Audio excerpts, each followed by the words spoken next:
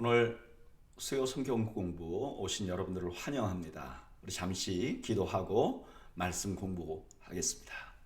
하나님, 오늘도 저희들이 모여서 하나님의 말씀을 공부합니다. 말씀을 공부하며 우리 모두가 은혜를 경험하는 귀한 시간이 되게 하여 주시옵소서. 예수님의 이름으로 기도하옵나이다. 아멘. 네, 오늘은 지난 시간에 이어서 로마서 4장에서 7장까지 말씀을 함께 공부하겠습니다. 로마서의 큰 주제는 믿음으로 진다 하는 것에 대한 말씀을 하는 겁니다. 왜 우리가 믿음으로 얻는 의가 필요한가? 앞부분에서 왜냐하면 우리 모든 사람이 하나님의 진노 아래에 있기 때문이다. 그렇게 이미 얘기를 했어요.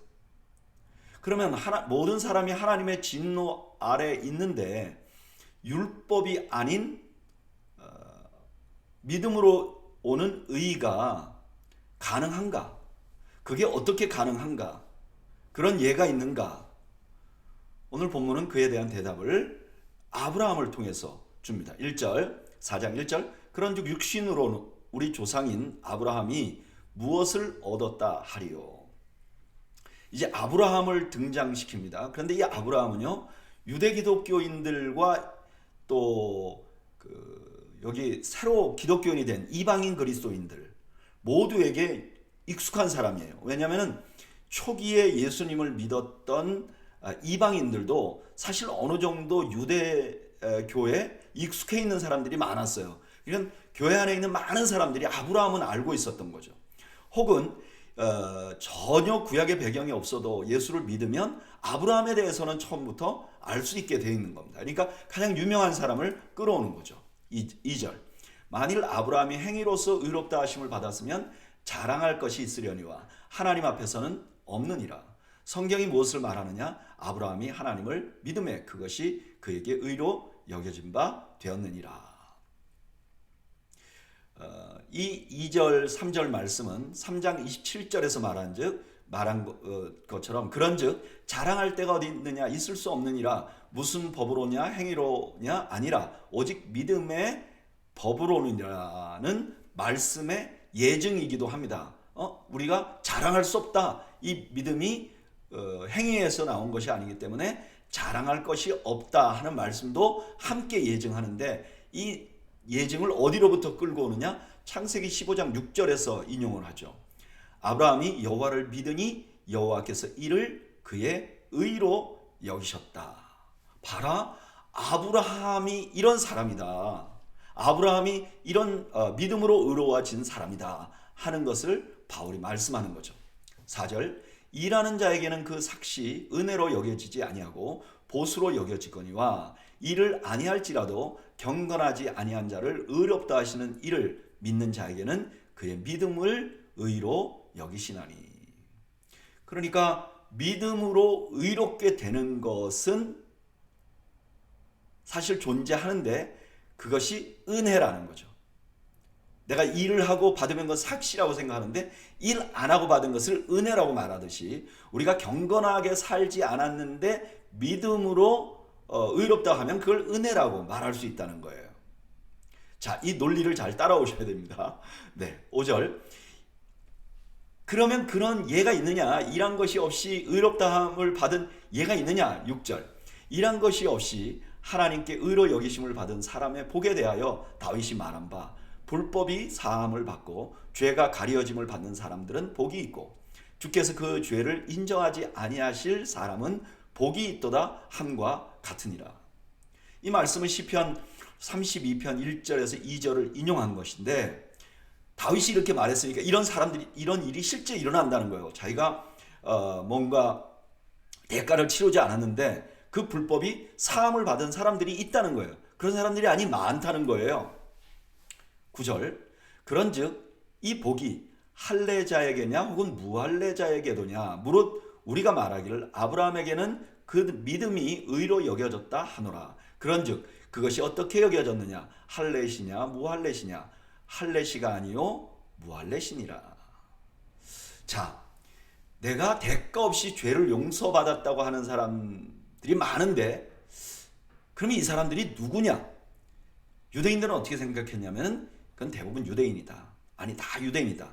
우리가 하나님 백성 되었기 때문에 우리가 하나님 앞에 죄를 용서받는다. 그렇게 생각을 했다는 거예요. 그런데 바울이 이렇게 말하는 거죠. 아니죠. 잘 생각해 보세요.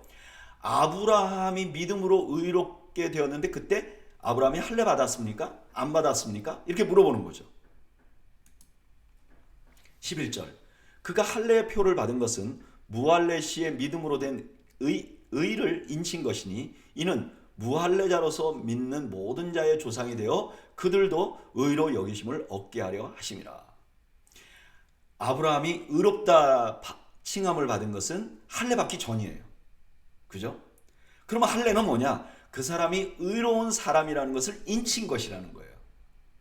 그러니까 왜 그러면 그렇게 하나님이 그렇게 하셨는가? 이유는 무할례자들이 이제 믿음으로 의롭게 되는 일이 있을 것이고 아브라함이 그 모델이 될 것이기 때문에 그렇게 하셨다는 거예요. 이해가 되죠? 네. 12절. 또한 할례자의 조상이 되었나니 곧 할례 받을 자에게뿐 아니라 우리 조상 아브라함이 무할례 시에 가졌던 믿음의 자취를 따르는 자들에게도 그러하니라. 후에 아브라함이 할례를 받았어요. 그러니까 할례 받은 사람의 조상이 될 수 있죠. 그렇지만 더 근본적인 것은 무할례 시에 가졌던 믿음의 자취를 따르는 모든 사람의 조상도 된다고 말하는 거예요.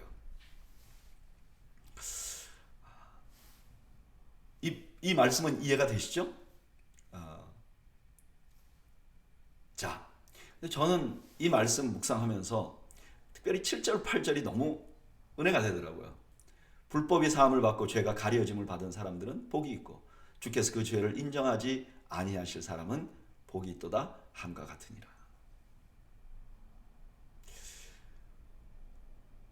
이렇게 사해지는 복을 누리는 사람은 누굴까요? 현재 바로 우리죠. 우리가 예수 그리스도를 믿음으로 이 복을 누리잖아요. 근데 왜 우리가 나는 복 받은 사람이다, 정말 최고의 복을 받은 사람이다 이렇게 와닿지 않을까요? 왜냐하면 우리가 얼마나 큰 죄인이고 그 죄가 얼마나 치명적인지를 자꾸 잊어버리기 때문에 그래요. 그 죄가 우리를 얼마나 아프게 하고 우리를 얼마나 절망적이게 만들 수 있다는 것을 아는 사람들은 이게 얼마나 큰 복인지 아는 거죠. 그래서 우리는 우리가 얼마나 죄인인가를 알아야 합니다.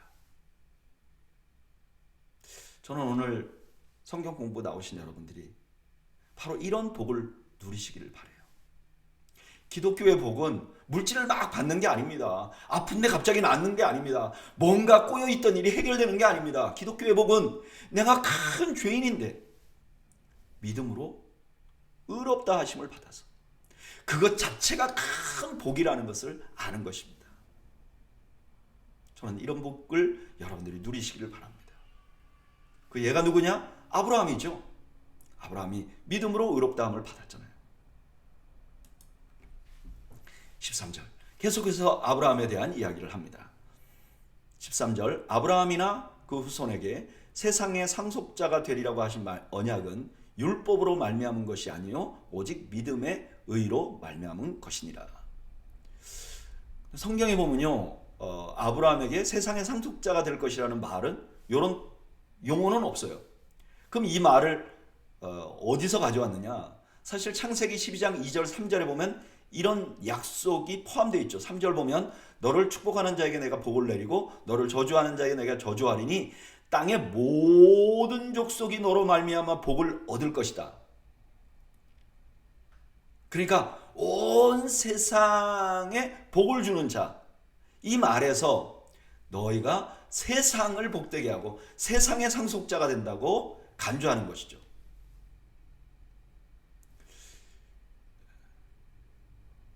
왜 이 이야기를 13절을 말씀하셨는가? 유대인들은요 누군가가 토라의 멍에를 짊어지는 것, 이게 무슨 말이죠? 율법을 지키는 것, 지키려고 생각하는 것, 이것만 해도 아브라함의 후손이 된다고 말했어요. 근데 오늘 본문은 그게 아니라는 거예요. 율법 이전에 아브라함이 하나님 앞에 약속을 받았어요. 창세기 12장 2절 3절에. 그리고 이 약속은 믿음으로 말미암는 의로 얻은 것이에요. 자, 14절. 만일 율법에 속한 자들이 상속자이면, 이제 나오죠? 아까 유대인들이 생각했던 것, 믿음은 헛것이 되고 약속은 파괴되느니라. 만약에 그게 그렇다면 너희들이 믿고 있는 약속이 다 없는 거 아니냐? 왜냐하면 아브라함이 율법에 속하지 않았기 때문에 그렇다.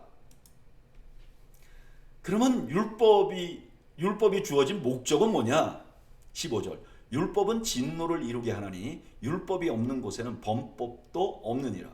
그러므로 상속자가 되는 그것이 은혜에 속하기 위하여 믿음으로 되나니 이는 그 약속을 그 모든 후손에게 굳게 하려 하심이라. 율법에 속한 자에게뿐 아니라 아브라함의 믿음에 속한 자에게도 그러하니 아브라함은 우리 모든 사람의 조상이라. 그렇다면 율법의 목적이 뭐냐는 거예요. 이게 진노를 이루게 한다는 거예요. 이게 무슨 뜻이죠? 죄가 죄되게 한다는 거예요. 율법은 죄가 죄되게 하는 거예요. 그러니까 율법이 죄를 없애주지 않는다는 거예요. 용서하지 않는다는 거예요. 그러면 죄가 용서되는 것은 어떻게 되는 건가? 믿음으로 되는 거죠. 이거는 당연히 유대인이나 이방인이나 다 되는 겁니다. 17절. 기록된 바 내가 너를 많은 조상의 조상으로 민족의 조상으로 세웠다 하신 것 같으니 그가 믿은 바 하나님은 죽은 자를 살리시며 없는 것을 있는 것으로 부르시는 이시니라. 오늘 17절 말씀은 창세기 17장 4절을 인용하는 것인데, 보라 내 언약이 너와 함께 있으니 너는 여러 민족의 아버지가 될지라. 지금 아브라함이 많은 민족의 조상이 됐어요. 근데 그 아브라함이 믿었던 믿음은 뭐죠? 죽은 자를 살리시는 것, 없는 것을 있는 것으로 부르신 자, 이삭의 이야기죠. 죽은 자와 같은 자기의 몸에서 이삭이 나왔고, 이삭을 죽여도 하나님이 다시 살릴 수 있는, 그러니까 부활 믿음이잖아요. 부활 신앙이잖아요. 그러니까 아브라함이 가졌던 믿음이 뭐였냐? 부활 믿음이었다는 거예요. 18절.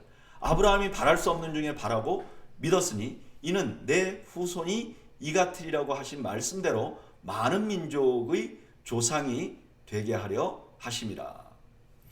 아브라함이 믿음을 갖게 된 것은 하나님이 너와 같은 믿음을 가진 사람들을 많이 후손되게 할 그런 후손을 갖게 하려고 했다는 거예요. 그러니까 아브라함은 육신적으로 할례를 받고 율법을 지킨 자들의 후손이 아니라 아브라함과 같은 믿음을 가진 사람들의 조상이 얻다. 그것을 증명하려 그것을 위해서 아브라함을 불렀다는 거예요.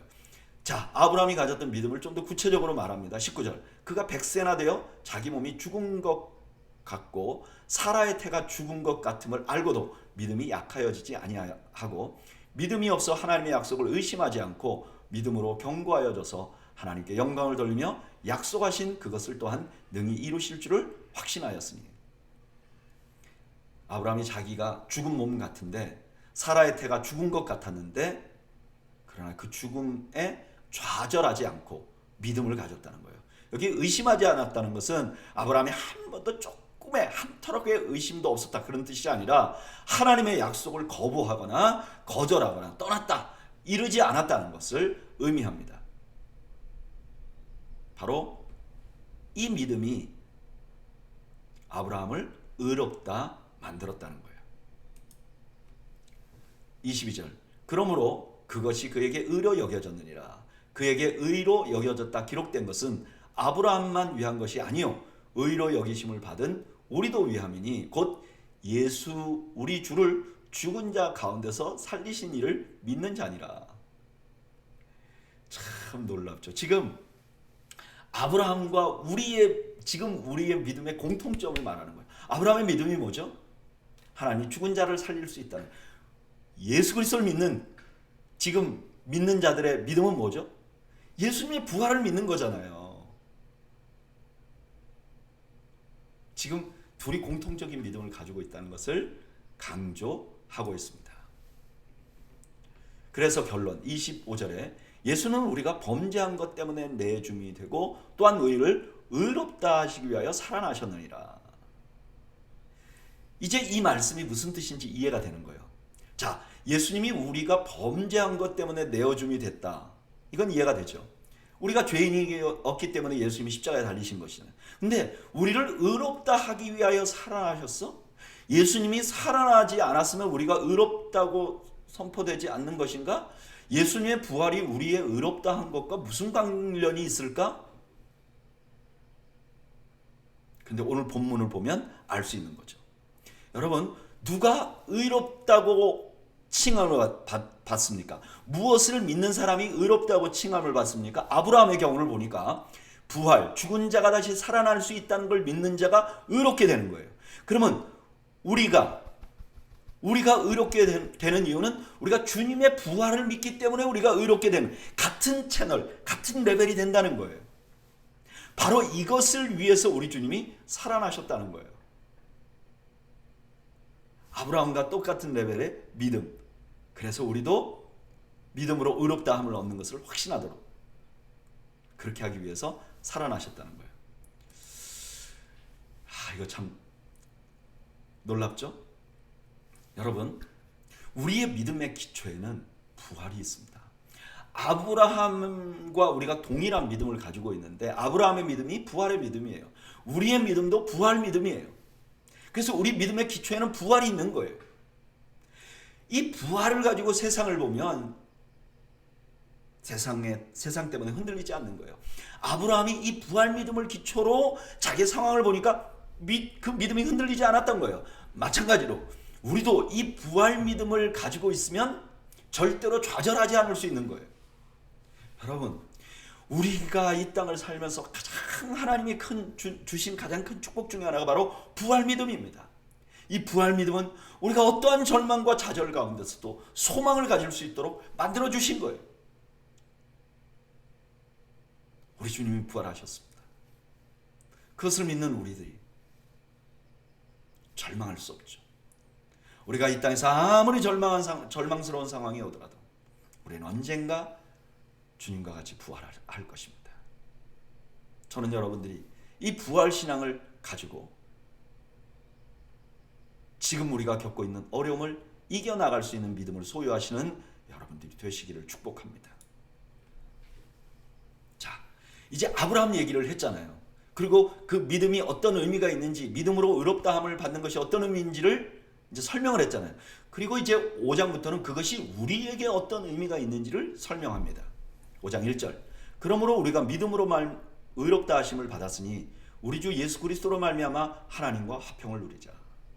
자, 우리가 믿음으로 의롭다 하심을 받았잖아요. 그러면 이미 의로운 사람이 되었잖아요. 그러면 이제 하나님과 화평이 되는 거예요. 왜요? 우리가 하나님과 원수되고 하나님의 저주가 우리에게 내렸던 것은 우리가 죄로 의를 잊어버렸기 때문이죠.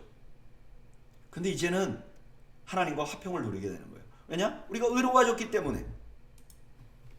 2절. 또한 그로 말미암아 우리가 믿음으로 서 있는 이 은혜에 들어감을 얻었으며 하나님의 영광을 바라고 즐거워하느니라. 이 믿음 때문에 우리가 은혜에 들어가는, 구원될 뿐만 아니라 그 의로운 사람에게 주시는 하나님의 은혜가 있잖아요. 아브라함에게 주었던 그런 은혜, 그런 은혜에 들어가고 그 다음에 하나님의 영광을 바라고 즐거워한다. 하나님의 영광은 뭐죠? 3장 23절에 보면 하나님을 닮는, 하나님께 가까이 하는, 우리가 그런 소망이 있다는 거예요. 그래서 즐거워하게 된다는 거예요. 이것뿐만 아니라 또 다른 유익이 있는데 3절. 다만 이뿐 아니라 우리가 환난 중에도 즐거워하나니 이는 환난은 인내를, 인내는 연단을, 연단은 소망을 이루는 줄 알미로다.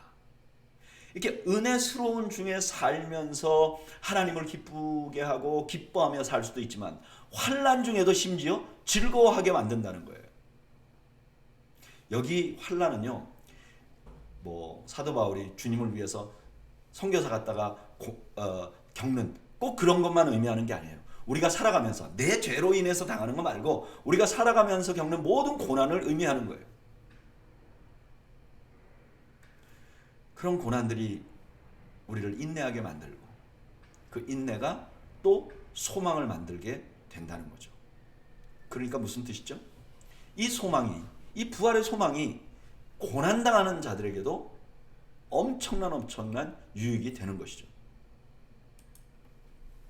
5절, 소망이 우리를 부끄럽게 하지 아니함은 우리에게 주신 성령으로 말미암아 하나님의 사랑이 우리 마음에 부은 바 됨이니. 소망이 우리를 부끄럽게 한다. 이건 어떤 의미가 있을까요? 내가 어떤 소망을 가지고 있었어요. 근데 결과적으로 가보니까 그대로 안 됐어. 그럼 부끄러워지잖아요. 그러니까 우리가 소망을 가지고 있어요. 근데 이게 주님 앞에 심판받는 날, 이거 아니야. 그러면 어떡하냐? 그럼 불안감이 있잖아요. 거기에 대해서 대답을 어떻게 해주냐면은 성령으로 말미암아서 하나님의 사랑이 우리에게 부어졌지 않느냐. 우리가 하나님이 우리를 사랑한다는 걸 알게 되는데 그것이 성령이 주어진 거 아니냐. 성령님이 확증해 준 거니까 그날에 이 소망이 흔들릴 리가 없다. 이렇게 말씀하시는 거죠. 6절, 우리가 아직 연약할 때에 기약대로 그리스도께서 경건하지 않은 자를 위하여 죽으셨도다. 의인을 위하여 죽는 자가 쉽지 않고 선인을 위하여 용감히 죽는 자가 혹 있거니와 우리가 아직 죄인 되었을 때 그리스도께서 우리를 위하여 죽으심으로 하나님께서 우리에 대한 자기의 사랑을 확증하셨느니라. 그 성령님이 확증해 준 하나님의 사랑이 뭐냐? 십자가. 무슨 느낌이 아니라는 거예요. 십자가라는 거예요. 그래서 이 십자가를 생각할 때마다 우리는 또 소망을 갖게 된다는 거죠. 9절, 그러면 이제 우리가 그의 피로 말미암아 의롭다 하심을 받았으니 더욱 그로 말미암아 진노하심에서 구원을 받은 것이니 곧 우리가 원수 되었을 때 그의 아들의 죽으심으로 말미암아 하나님과 화목하게 되었은즉 화목하게 된 자로서는 더욱 그의 살아나심으로 말미암아 구원을 받을 것이니라. 우리가 의롭다 하심을 받았잖아요. 그래서 진노에서 건짐을 받아요. 그게 우리가 얻는 거죠. 뿐만 아니라 하나님과 화목되게 살게 돼 있어요. 하나님과 화목되도록. 그리고 또한 우리가 마지막에 구원을 얻게 되는 것이죠. 이걸 확신하게 된다는 거예요. 확신하게 된다는 거예요. 11절, 그뿐 아니라 이제 우리를 화목하게 하신 우리 주 예수 그리스도로 말미암아 하나님 안에서 또한 즐거워하느니라. 하나님과 화목됐죠? 예수 그리스도로 말미암아서 이제는 하나님 안에서 즐겁게 사는 거예요.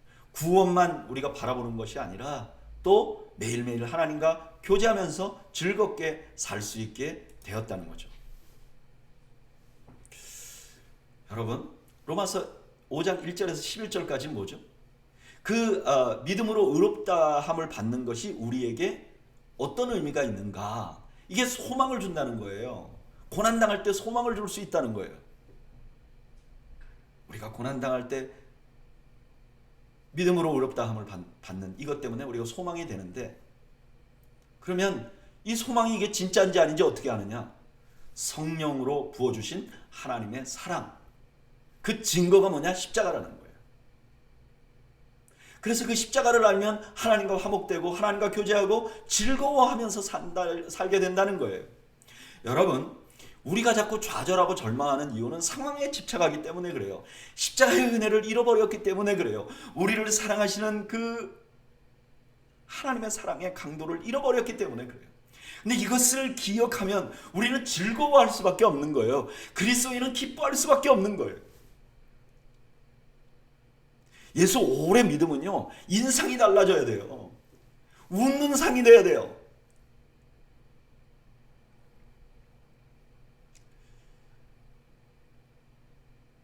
저는 젊어서는 예수님을 잘 믿으면 좀 얼굴이 심각해져야 되는 줄 알았어요.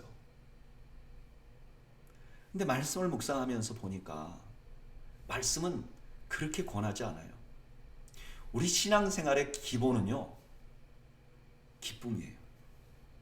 즐거움이에요. 그래서 예수 그리스도의 십자가의 은혜를 알면, 예수 그리스도를 믿으면 얼굴이 점점 밝아져야 돼요. 저는 오늘 성경 공부 나오신 여러분들이 오늘 성경 공부 끝나고 가서 거울을 좀 다 보시기를 바랍니다. 여러분들의 얼굴은 웃는 얼굴이십니까? 누가 봐도 저 사람 기쁜 얼굴이야 이렇습니까? 저는 여러분들의 인상이 바뀌는 그런 축복이 있으시기를 바랍니다. 그냥 저 사람은 웃고 장난치지 않으면 뭐 무서워, 화난 것 같아, 그런 인상이 돼서는 안 될 거예요.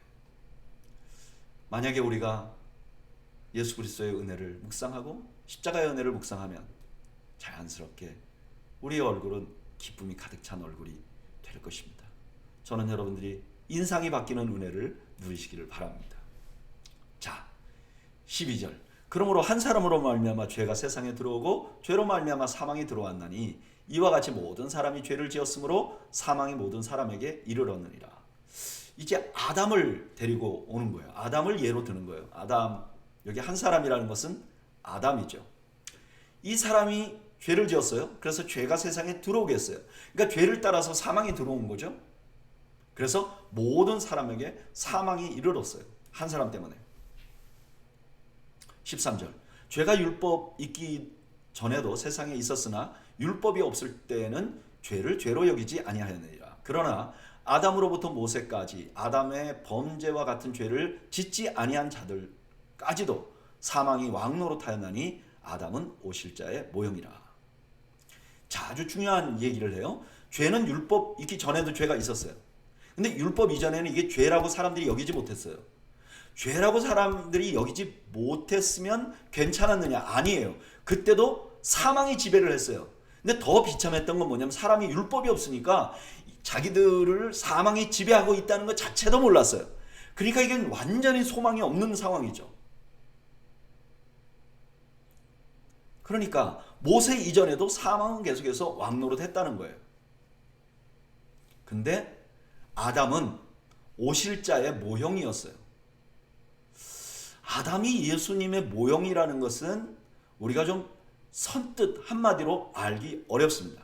그런데 시편 8편 4절에 보면 이런 말씀이 있어요. 사람이 무엇이기에 주께서 그를 생각하시며 인자가 무엇이기에 주께서 그를 돌보시나이까. 이 시편 8편은 하나님께서 천지를 창조하시고 이 모든 창조가 사람을 위해서 창조했다 그래요. 그런데 여기에서 그 사람을 인자라고 불러요. 근데 다니엘서에 보면 이 인자가 오실 메시아를 의미해요. 그러니까 아마 유대인들은 그렇게 생각했던 것 같아요. 유대인들은 오실 메시아가 아담이 오실 메시아의 모형이다 이렇게 생각했던 것 같아요. 15절. 그러나 이 은사는 그 범죄와 같지 아니하니 곧 한 사람의 범죄로 인하여 많은 사람이 죽었은즉 더욱 하나님의 은혜와 또한 한 사람 예수 그리스도의 은혜로 말미암은 선물은 많은 사람에게 넘쳤느니라. 자, 한 사람 아담으로부터 죄가 들어왔어요. 그런데 한 사람 예수 그리스도로 통하여 우리에게 은혜가 왔어요. 근데 이 둘의 결정적으로 다른 점이 있어요. 그것은 은혜는 넘친다는 거예요. 더 많다는 거예요. 충분히 보상하고도 남는다는 거예요. 16절.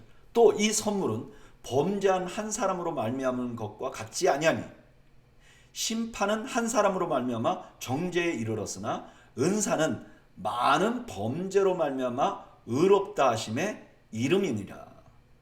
또 하나 다른 점이 뭐냐? 사단이 꼬여가지고 아담이 죄를 졌잖아요. 이게 모든 사람에게 영향이 끼쳤어요. 너무나 많은 사람들에게. 근데 예수님, 여기 성경에 나오지 않지만 예수님께서 은혜를 줬어요. 그런데 그 은혜를 받아야 될 사람은 한 사람이 아니라 많은 사람이에요. 이미 죄진 사람이 모든 사람이 죄를 졌으니까 그럼 모든 사람에게 영향이 가요. 그러니까 이 의롭다 하심은 더 큰 거죠. 클 수밖에 없죠. 왜 넘쳐야 되는지를 설명을 하고 있습니다. 17절.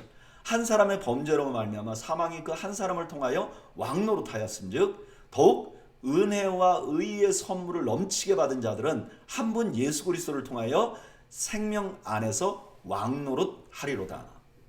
자, 이 17절을 이해하는 건 조금 이 논리가 약간 트위스트 돼 있어요.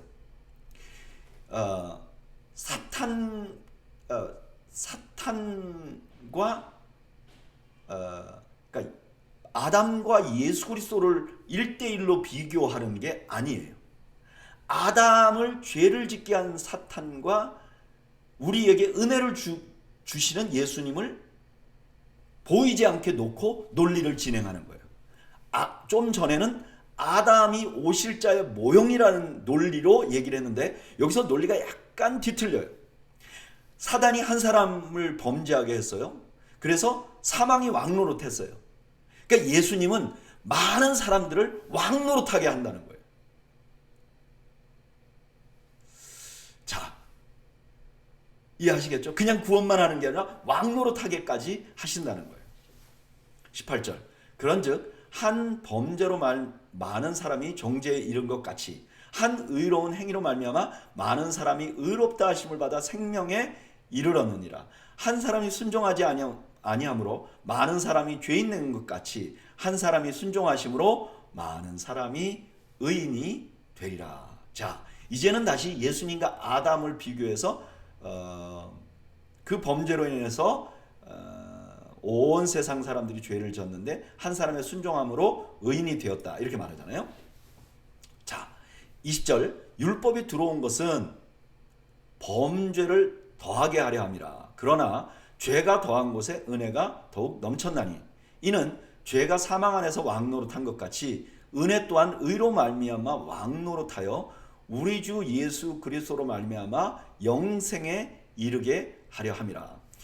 앞의 절에서는 구원한 것으로 끝나요. 그런데 이제 20절, 21절은 조금 아까 말했던 예수님 17절에서 말했던 그 왕노릇한다는 것을 다시 끌고 와요. 율법은 죄를 알게 하는 거예요. 그래서 그로 인해서 은혜가 넘치게 해요. 그 은혜의 목적은 뭐냐? 의가 왕노릇하는 거예요. 여러분, 의가 왕노릇한다는 것은 어떤 의미가 있죠? 우리가 의롭게 살 수밖에 없게 되는 거예요. 죄가 왕노릇하면 우리가 죄를 지을 수밖에 없잖아요. 근데 의가 왕노릇하면 우리가 의로운 일을 할 수밖에 없는 거예요. 그리고 마지막에 영생을 얻는 것이죠. 여러분, 우리가 얻은 구원은 단순히 믿고 죽어서 천국 가는 게 아닙니다. 이 땅에서 의롭게 살게 되는 거예요. 이 땅에서 의로 왕노릇하며 사는 거예요.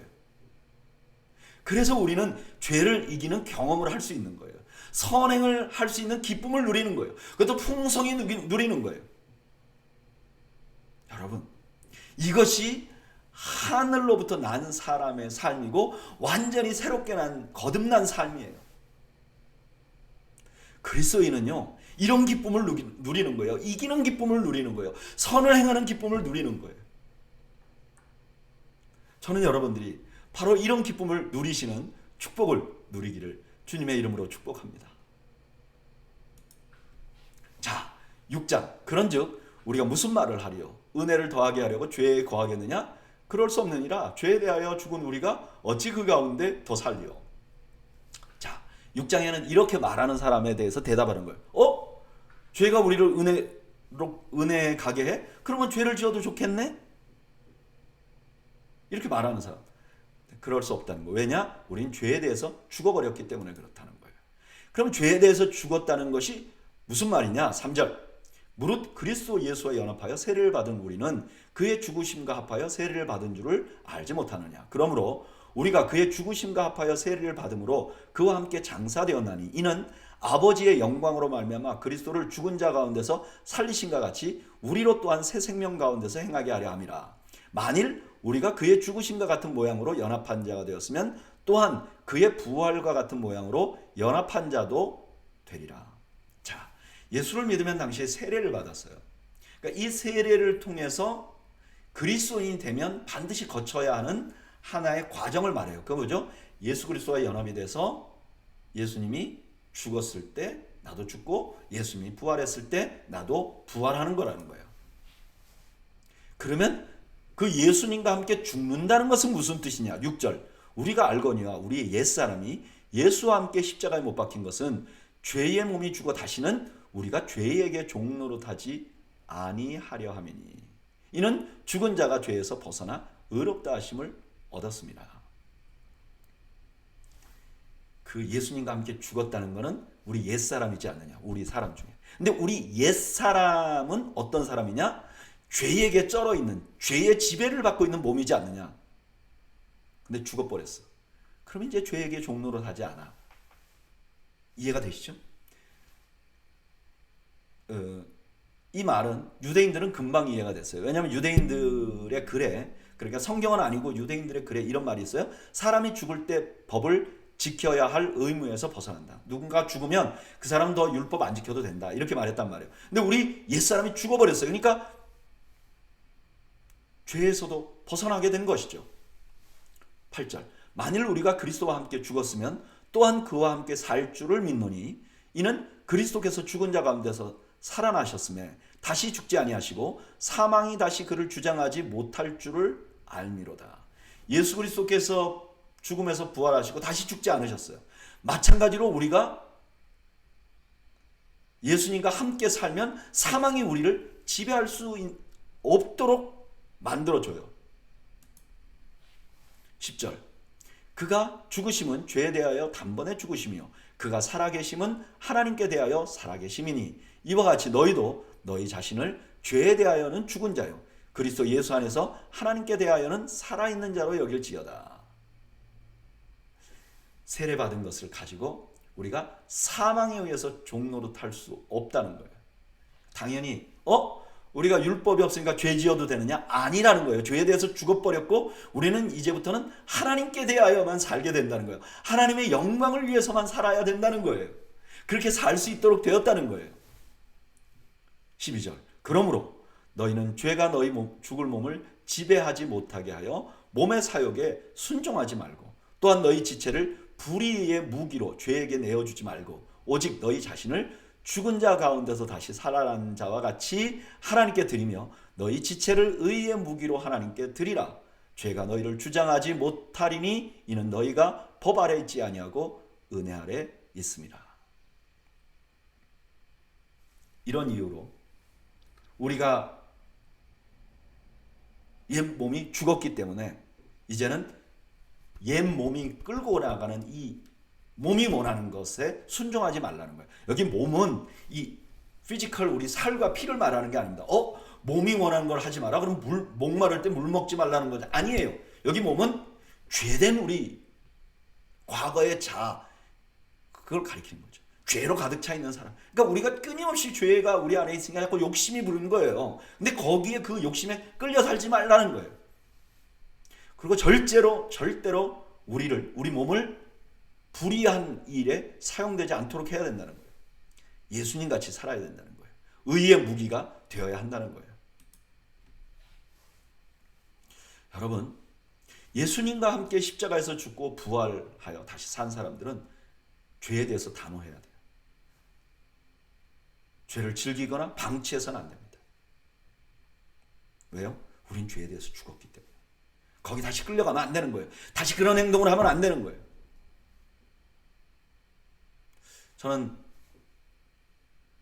이런 단호함이 우리에게 있기를 바랍니다. 근데 제가 보면요, 사람들마다 자기가 좀 더 자주 넘어지는 그런 죄가 있는 것 같아요. 어떤 사람들은 뭐 성적인 유혹일 수 있고, 어떤 사람은 막 분노하는 것일 수 있고, 어떤 사람은 굉장히 교활한 것일 수도 있고, 어떤 사람들은 육신의 욕심을, 물질의 욕심을 가진 사람들이 있고, 어떤 사람들은 사람에게 인정받기 위하여 이렇게 그룹핑, 파당을 짓는 거죠. 그런데 어떤 분은 이 부분에는 굉장히 잘해요. 나는 물질에 관해서는 정말 초연해. 그런데 파당을 짓는 데는 약한 사람이 있어요. 어떤 사람들은 성격은 막 불같은데 절대로 파당 짓는 데는 잘 안 끼는 분들이 있어요. 우리 모두가 약한 부분이 있어요. 여러분, 내가 자주 빠지는 죄가 있다면 우리가 그건 뭔지 생각해야 돼요. 그리고 단호하게 그것을 잘라낼 수 있도록 성령님께 도와달라고 기도해야 돼요. 저는 여러분들이 내가 자주 빠지는 죄를 알고 그것에 관해서 단호한 여러분들이 되시기를 축복합니다. 자, 15절. 1절하고 아주 비슷한 패턴을 말해야 돼요. 그런즉 어찌하리요? 우리가 법 아래에 있지 아니하고 은혜 아래에 있으니 죄를 지으리요? 그럴 수 없느니라. 자, 은혜 아래에 있으니까 이제 죄 지어도 되느냐? 안 된다는 거예요. 왜? 16절. 너희 자신을 종으로 내어주어 누구에게 순종하든지 그 순종함을 받는 자의 종이 되는 줄을 너희가 알지 못하느냐?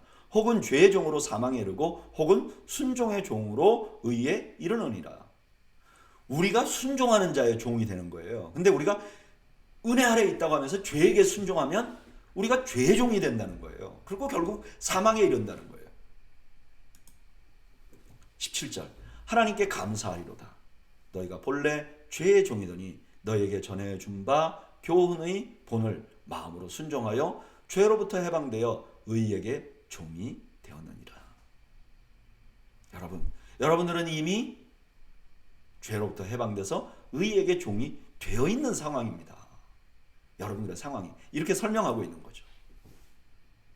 19절. 너희 육신이 연약함으로 내가 사람의 예대로 말하노니 전에 너희가 너희 지체를 부정과 불법에 내어주어 불법에 이른 것 같이 이제는 너희 지체를 의의 종으로 내어주어 거룩함에 이르라. 여기 육신이 연약하다는 것은 이분들 사이에 이미 그 의의 종이 되었는데도 자꾸 이 육신이 약하니까 자꾸 죄를 짓는 사람들이 있었던 것 같아요. 그런 사람들에게 단호하게 하라고 지금 권면하는 것입니다. 가만히 있어서는 안 된다는 거예요. 네 마음이 원하는 대로 해서는 안 된다는 거예요. 하나님의 말씀이면 나의 뜻이 아니라도 꺾어야 한다는 거예요. 20절. 너희가 죄의 종이 되었을 때는 의에 대하여 자유로웠느니라. 그때 너희가 무슨 열매를 얻었느냐? 이제는 너희가 그 일을 부끄러워하나니 이는 그 마지막이 사망입니다. 그 전에 예수님 믿기 전에 죄의 종이 되었을 때는 의에 대해서 자유로웠다. 이건 무슨 말이죠? 의에 대해서 주의를 기울이지 않았다는 거예요. 신경 쓰지 않았다는 거예요. 그래서 어땠느냐? 과거에 부끄러운 삶을 살지 않았느냐? 그리고 마지막엔 사망이었지 않겠느냐? 근데 이제 달라진 거죠. 그러나 이제는 너희가 죄로부터 해방되고 하나님께 종이 되어 거룩함에 이르는 열매를 맺었으니 그 마지막은 영생이라. 죄의 삭은 사망이요 하나님의 은사는 그리스도 예수 우리 주 안에 있는 영생이니라. 이제 의에 하나님의 종이 되었으니까 이제 거룩한 열매를 맺게 되고 마지막 영생 받을 거 아니냐. 이것도 너희들에게 선물이 아니냐라고 말하는 거죠. 여러분, 우리가 죄에 대해서 단호해야 돼요. 우리가 조금 아까 말했잖아요. 죄에 대해서 단호할 수 있어야 한다고. 근데 그 단호하게 살 수 있는 것도 하나님의 선물이에요. 우리 힘으로 할 수 있는 게 아니에요. 하나님의 선물이에요. 우리 힘으로는 거역할 수도 없어요.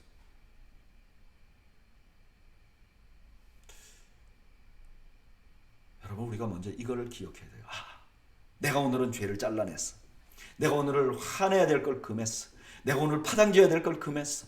내가 오늘 육신의 욕심에 이끌려서 넘어질 뻔했는데 내가 그걸 이겼어. 아니요, 그게 내가 한 것이 아니라 선물이라는 거예요. 그리고 이게 선물이면 우리 마음에 죄를 짓지 않는 게 너무 기뻐지는 거예요. 내가 잘라낸 것보다 더 기뻐요.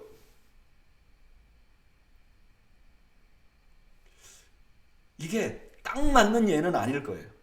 근데 어떤 분이 이런 얘기를 했어요. 예전에 자기가 예수를 믿고 담배를 끊었다는 거예요. 근데 자기가 예수 믿고 하나님께 받은 여러 가지 선물이 있는데 그 중에 제일 큰 것이 담배를 끊는 것이었다는 거예요.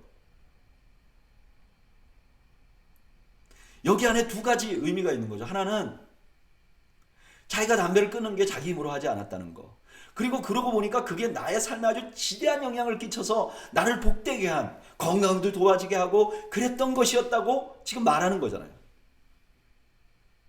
마찬가지로 죄를 내가 그만두고 자르는 것이 이게 하나님의 선물이에요. 그리고 죄를 안 져보니까 나에게 너무너무 좋아요. 그래서 이게 너무 기뻐요. 죄를 이겨보니까 너무 기뻐요. 이것이 그리스도인의 삶이라는 거예요. 저는 여러분들이 이런 기쁨이 지배하는 삶을 사시기를 주님의 이름으로 축원합니다. 이제 7장으로 넘어가는데 7장은 여러 가지 논의가 좀 있어요. 다른 의견이 있어요. 어떤 의견이냐면 7장 마지막 부분, 나중에 나오겠지만 이때가 믿는 사람을 말하는 거냐 믿지 않는 사람을 말하는 거냐.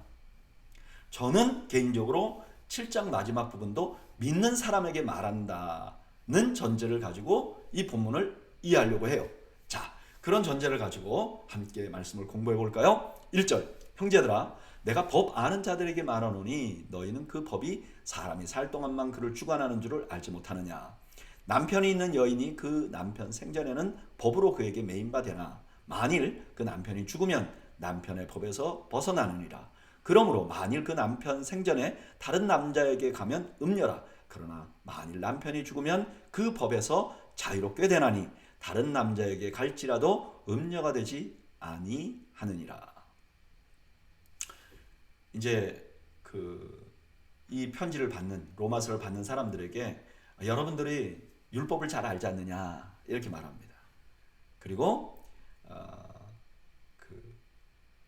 남편이 사망하면 여인이 결혼을 다시 할 수 있는 율법을 가지고 나옵니다. 이걸 통해서 죽으면 이제 그 법으로부터 자유하게 된다는 걸 말하는 거예요. 4절, 그러므로 내 형제들아 너희도 그리스도의 몸으로 말미암아 율법에 대하여 죽임을 당하였으니 이는 다르니 곧 죽은 자 가운데서 살아나신 이에게 가서 우리가 하나님을 위하여 열매를 맺게 하려 함이라. 앞에 예를 가지고 설명을 하는 거죠. 예전에 남편이 죽으면 새로운 사람에게 결혼할 수 있듯이 이제 율법에 대해서 죽었고 이제는 죽은 자 가운데서 살아나신 이와 하나가 돼서 선한 하나님을 위하여 열매를 맺는 삶을 살게 되었다. 지금 여러분들의 상황이 그렇다라고 설명하는 거죠.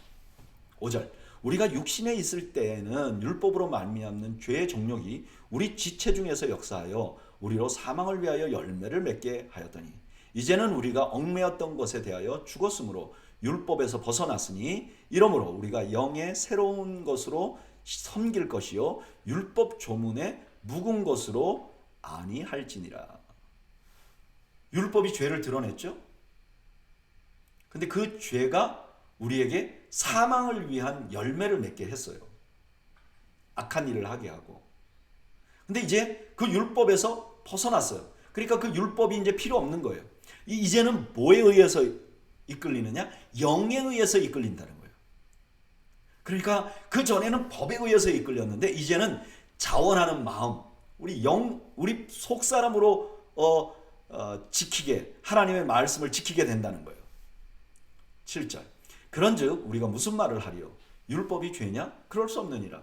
율법으로 말미암지 않고는 내가 죄를 알지 못하였으니 곧 율법이 탐내지 말라 하지 아니하였더라면 내가 탐심을 알지 못하였으리라. 그러나 죄가 기회를 타서 계명으로 말미암아 내 속에 온갖 탐심을 이루었나니 이는 율법이 없으면 죄가 죽은 것입니다.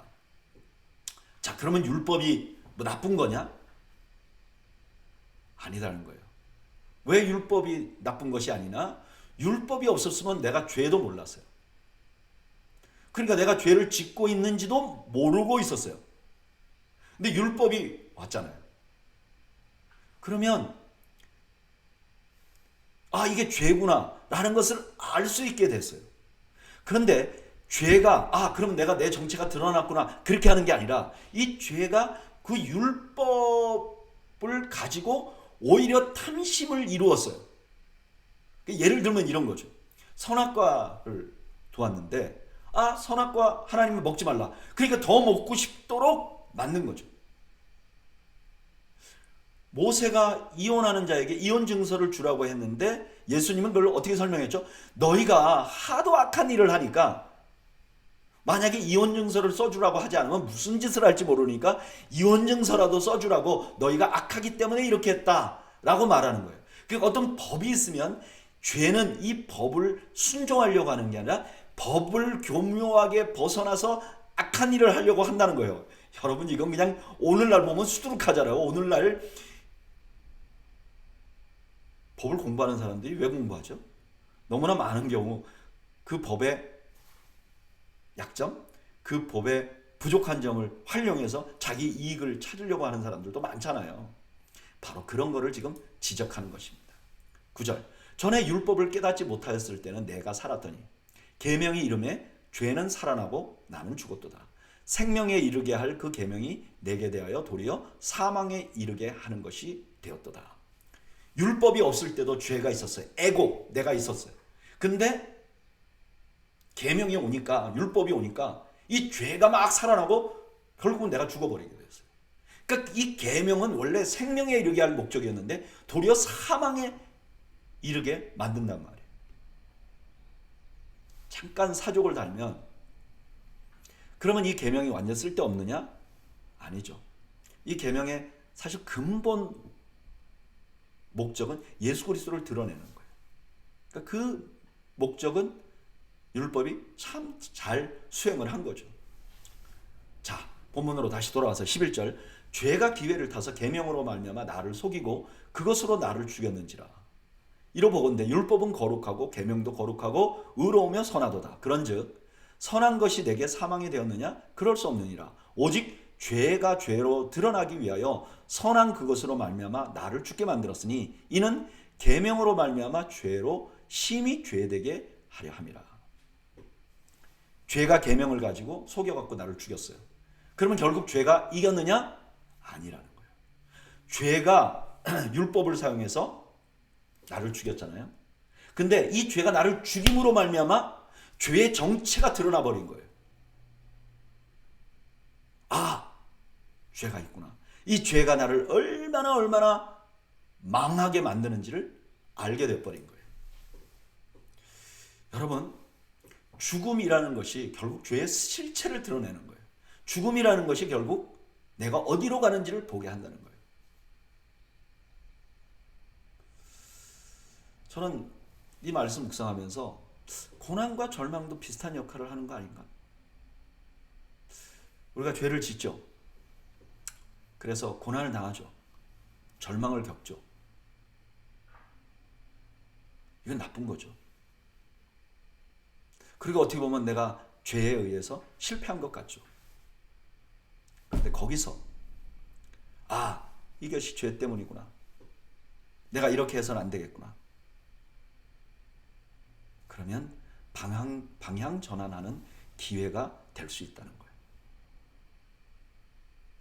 저는 이것은 어쩌면 모든 종류의 절망에도 적용이 될 것 같습니다. 여러분, 내가 잘못해서 고난을 당하는 경우가 있잖아요. 그러면 그게 그리스도인들에게는 아주 이중적인 절망이 됩니다. 내가 그때 왜 그랬을까? 이제 나는 끝이야. 그게 아니고 내가 이제는 다시는 그런 일을 안 해야 되겠다. 그러면 방향 전환을 하는 기회가 되잖아요. 지금 그런 기회가 되었다고 말씀하는 거예요. 자, 14절. 우리가 율법은 신령한 줄 알거니와 나는 육신에 속하여 죄 아래 팔렸도다. 내가 행하는 것을 내가 알지 못하노니 곧 내가 원하는 것은 행하지 아니하고 도리어 미워하는 것을 행함이라. 죄가 선한 율법을 가지고 나를 죽일 수 있었던 이유는 내가 육신에 있었기 때문에 그래요. 그리고 내 육신이 죄의 정체를 드러내요. 그 죄라는 건 뭐냐면은 내가 원하는 것을 하지 않고 미워하는 것을 행하도록 만드는 거예요. 자, 여기가 굉장히 어려운 부분이에요. 이 말씀이 예수님을 믿기 전에 대해서 하는 말인가? 아니면 예수님을 믿고 나서 대해서 하는 말인가? 두 가지 다 해석이 가능해요. 그런데 저는 여기서 지금 사도 바울이 우리가 과거에 죄된 육체는 죽었잖아요. 근데 여전히 우리가 육신 안에 살고 있어요. 그래서 우리 안에 죄된 그런 성향이 여전히 있지 않는가? 여전히 있지 않는가? 그걸 말하는 것이라고 생각해요. 다음 16절. 만일 내가 원하지 아니하는 그것을 행하면 내가 이로써 율법이 선한 것을 시인하노니 이제는 그것을 행하는 자가 내가 아니요 내 속에 거하는 죄니라.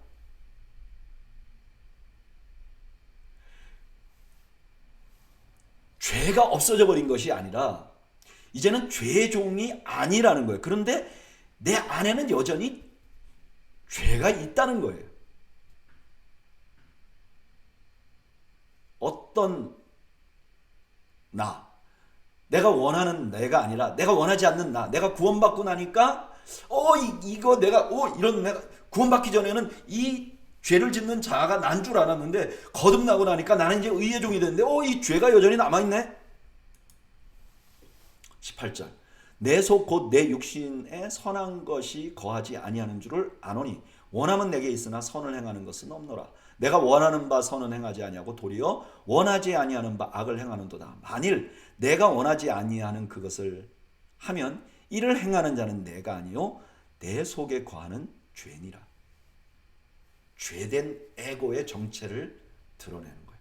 이거는 구원을 받아서 하나님의 종이 되어서 이제 선한 일만 해야 되는데 역시 내 안에는 죄가 여전히 있어서 이 죄가 나를 계속 죄 안에 들어가도록 만들고 있다는 거예요. 21절 그러므로 내가 한 법을 깨달았노니 곧 선을 행하기 원하는 나에게 악이 함께 있는 것이로다. 내 속사람으로는 하나님의 법을 즐거워하되 내 지체 속에 다른 한 법이 내 마음의 법과 싸워 내 지체 속에 있는 죄의 법으로 나를 사로잡는 것을 보는도다. 오호라 나는 공고한 사람이로다. 이 사망의 몸에서 누가 나를 건져내랴. 구원받은 사람도 죄된 육신이 우리를 괴롭힐 수 있다는 것을 인정하는 거예요. 그리고 이게 갈등이라는 거예요. 예전에 어떤 목사님이 교수님이 이런 얘기를 했어요. 교수님이 자기의 스승 목사님이 학교에서 가르치실 때 어떤 목사님이 그 스승 목사님에게 찾아왔대요. 와서 목사님, 교수님, 저는 참 목회자로서 부족합니다. 나는 이런 면이 부족하고 이런 면이 부족하고 이런 면이 연약해서 나는 도저히 목회자가 될 수가 없습니다. 내가 지금이라도 목회를 그만해야 될까요? 그런 상담을 했대요. 그랬더니 그때 그 교수님이 이렇게 대답을 했답니다. 목사님, 만약에 목사님이 나는 죄도 없고 문제도 없고 나는 너무나 훌륭한 목회자고 나는 흠이 없는 자다, 그런 생각이 들면 목회를 그만두십시오. 당신은 목회자의 자격이 없는 것입니다. 그러나 당신 안에 계속 갈등이 있다는 것은 당신이 아직까지는 살아있다는 뜻입니다. 그러니까 목회를 하면서 이겨나가십시오. 그런 얘기를 했다는 걸 저에게 전해줬어요. 그런 것 같습니다. 우리가 갈등하고 있다는 것은 살아있는 거예요. 지금 보세요. 예수님을 믿으니까 갈등이 생기는 거예요. 내 안에 두 사람이 싸우는 거예요. 근데 갈등이 없다. 나는 마음이 평안하다. 늘 아무런 죄에 대한 도전이 없다. 그럼 자기가 죄의 종이 되어 있다는 뜻이잖아요. 다른 자아가 없다는 뜻이잖아요. 그러니까 우리 믿는 자들에게는 이런 갈등이 있다는 거예요. 그런데 25절에 이렇게 말합니다. 우리 주 예수 그리스도로 말미암아 하나님께 감사하리로다. 그런즉 내 자신이 마음으로는 하나님의 법을, 육신으로는 죄의 법을 섬기노라. 내 안에 갈등이 있습니다. 그러나 이것이 내가 예수님으로 인해서 거듭나 있다는 증거입니다. 내가 살아있다는 증거입니다. 내가 지금 믿음을 가지고 소망을 향해서 나아가고 있다는 증거입니다. 라고 말하는 거죠. 저는 그래서 자신의 죄와 싸우고 있는 그리스도인은 소망이 있다고 생각합니다. 자신의 죄와 싸우고 있는 그 사람은 은혜가 시작된 사람입니다. 자신의 죄와 싸우지 않고 자신의 단점과 결점과 죄된 자아와 이것이 보이지 않고 나는 잘못이 없는데 늘 세상이 문제고 교회가 문제고 내 가족이 문제고 아직도 은혜가 시작되지 않은 사람이에요. 문제는 나고 내가 문제인데 내 안에 갈등이 있는데 내 안에 죄가 있는데 이걸 발견하는 것으로부터 은혜가 시작되는 것입니다. 그래서 자기 묵상과 자기 돌아봄이 필요합니다. 근데 이건 그냥 자기 그냥 생각에서 돌아보는 게 아니라 하나님의 말씀을 통해서 자기를 돌아보고 자기 자신을 점검하는 것이 필요합니다. 이것이 바로 은혜의 시작이에요. 로마서 7장은 로마서 8장에서 시작되는 엄청난 은혜 이전에 우리에게 무엇을 보게 하느냐? 여러분 갈등이 있습니까? 그러면 여러분들은 아직까지 살아있는 사람입니다. 우리 함께 소망을 가지고 앞으로 나아갑시다. 이런 희망을 말씀하고 있는 것입니다. 저는 오늘 성경 공부 나오신 여러분들이 바로 그런 은혜가 있기를 바랍니다. 우리 모두는 죄의 사람이었습니다. 근데 이제는 죄에 죽었어요.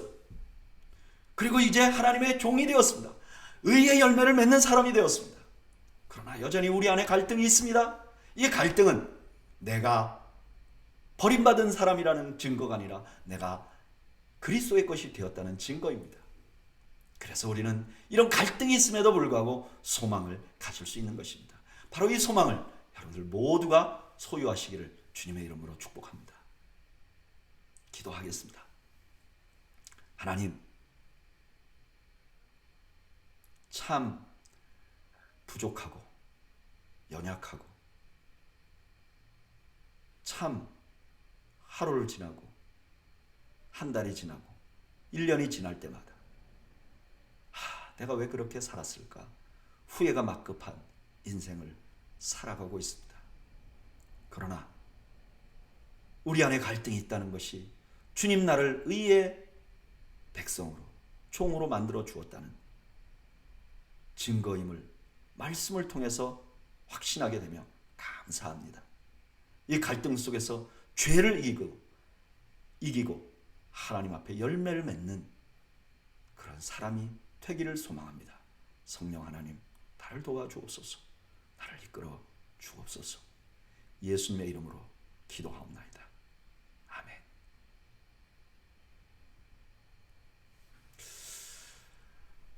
여러분, 오늘 저녁에 여러분들 모두에게 하나님의 크신 은총이 함께 하시고 말씀으로 인한 은혜가 여러분들 가운데 가득하시기를 주님의 이름으로 축원합니다. 평안한 밤 되세요. 감사합니다.